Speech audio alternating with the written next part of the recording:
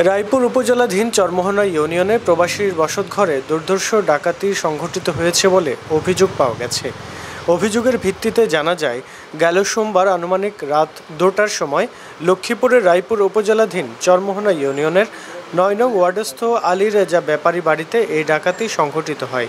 প্রবাসীর স্ত্রী নার্গিস আক্তার জানান, আব্দুস সাত্তার নামে এক ব্যক্তির সাথে দীর্ঘদিন ধরে তাদের জমি জমা সংক্রান্ত বিরোধ চলে আসছিল। তারই সূত্র ধরে গেল কয়েক বছর ধরে পুকুরে বিষ ঢেলে মাছ মারা, বাহিরের পাকঘর পুড়িয়ে দেয়া এবং সর্বশেষ ঘরে চুরিও করিয়েছেন তিনি। আগের দুটি ঘটনায় তিনি সরাসরি জড়িত থাকলেও এবারে ডাকাতির ঘটনার সময় তিনি প্রবাসী বসেই অন্য মানুষ দিয়ে ঘটিয়েছেন দুর্ঘটনা।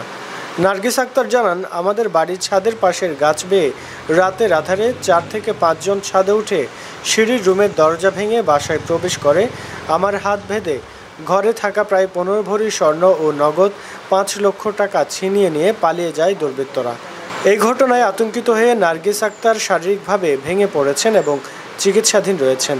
বিষয়টি নিয়ে রায়পুর থানার ভারপ্রাপ্ত কর্মকর্তা ইয়াসিন ফারুক মজুমদার বলেন, এ বিষয়ে একটি লিখিত অভিযোগ পেয়ে আমি ঘটনাস্থল পরিদর্শন করেছি।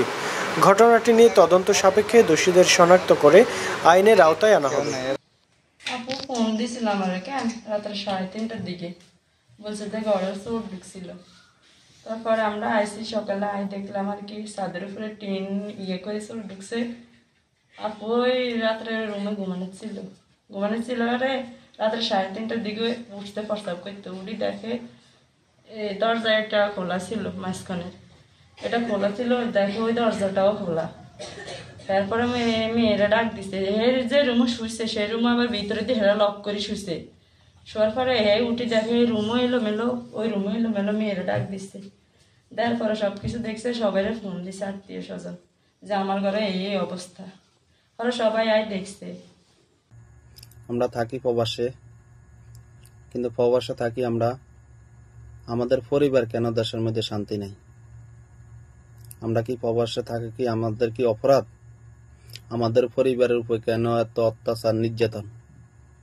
গত পরশুদিন রাত্রে আমাদের মেজ বোনের ঘরে ডাকাতি হয়, ওনার 10 ভরি সোনা নিয়ে গেছে। একে একে এই 5-6 বার ওনার উপরে অত্যাচার, নির্যাতন হইতে আছে।